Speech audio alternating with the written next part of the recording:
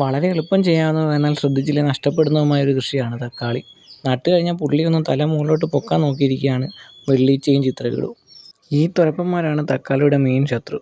അതിന് പുറമെയാണ് വാട്ടരോഗം, അവനും വില്ലനാണ്. ഇവന്മാരുടെ ഈ ആക്രമണങ്ങളെല്ലാം നമുക്ക് മുളയിലേ നുള്ളാൻ പറ്റും. തക്കാളി നടാനായിട്ടുള്ള മിശ്രിതം കൂട്ടുമ്പോൾ തന്നെ മണ്ണിൻ്റെ കൂട്ടത്തിൽ ട്രൈക്കോഡെർമയും വാമും സ്യൂഡോമോണാസും ഒക്കെ ഉപയോഗിക്കുകയാണെങ്കിൽ ഇവന്മാരുടെ ആക്രമണത്തെ നമുക്ക് പ്രതിരോധിക്കാൻ പറ്റും.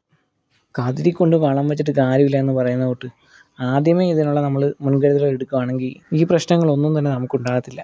പിന്നെ ഒരു ചെടി ഇച്ചിരി വളർച്ച എത്തിക്കഴിഞ്ഞാൽ ഉടൻ തന്നെ നമ്മൾ ഒരു 15 ദിവസം ഇടവിട്ട് നമ്മൾ സ്യൂഡോമോണാസോ ബിവേറിയോ അതൊന്ന് സ്പ്രേ ചെയ്ത് കൊടുക്കണം. ഇവരെ എല്ലാം മറികടന്ന് വാട്ടരോഗം എങ്ങനെ വന്നു കഴിഞ്ഞാൽ നമ്മൾ ആ ചെടി കംപ്ലീറ്റ് ആയിട്ട് പറിച്ച് മാറ്റണം. ഇല്ലെങ്കിൽ അത് പെട്ടെന്ന് തന്നെ സ്പ്രെഡാകും, ബാക്കിയുള്ള ചെടികൾക്ക് കൂടിയാകും.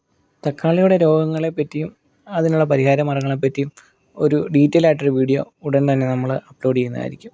ഇപ്പോഴത്തെ കാലാവസ്ഥയിൽ നല്ല ചൂടായതുകൊണ്ട് നമ്മൾ ചെടി നട്ട് കഴിയുമ്പോൾ അതിനൊരു തണൽ അത്യാവശ്യമായിട്ടും കൊടുത്തിരിക്കണം. ചെടിക്ക് കുറച്ച് ആരോഗ്യം വെക്കുന്നത് വരെ മാത്രം മതി, അത് കഴിഞ്ഞാൽ കുഴപ്പമില്ല. പിന്നെ 2 നേരം നനയ്ക്കണം. 2 നേരം നനച്ചില്ലെങ്കിൽ 1 നേരമെങ്കിലും നനയ്ക്കാൻ ശ്രമിക്കണം. ചെടി നട്ട് നല്ലപോലെ ഒന്ന് വളർച്ച എത്തിക്കഴിഞ്ഞാൽ പെട്ടെന്ന് തന്നെ പൂവിടും. പൂവിടാൻ നമുക്ക് ഫിഷ് അമിനോ ആസിഡോ അങ്ങനെ എന്തെങ്കിലും നമുക്ക് ഉപയോഗിക്കാവുന്നതാണ്. അല്ലെങ്കിൽ പിന്നെ DAP ആയാലും മതി. DAP ഒരു രാസവളമാണ്. ചെടി പൂവിടാൻ തുടങ്ങിക്കഴിഞ്ഞാൽ നമ്മൾ ആ ചെടിയുടെ പൂവ് ഒന്ന് ചെറുതായിട്ടൊന്ന് തട്ടി കൊടുക്കണം. രാവിലെ ചെയ്യുന്നതാണ് നല്ലത്, രാവിലെയാണ് ചെയ്യേണ്ടത്. അപ്പോൾ നമ്മൾ കൃത്രിമമായിട്ടുള്ള പരാഗണം നടക്കും.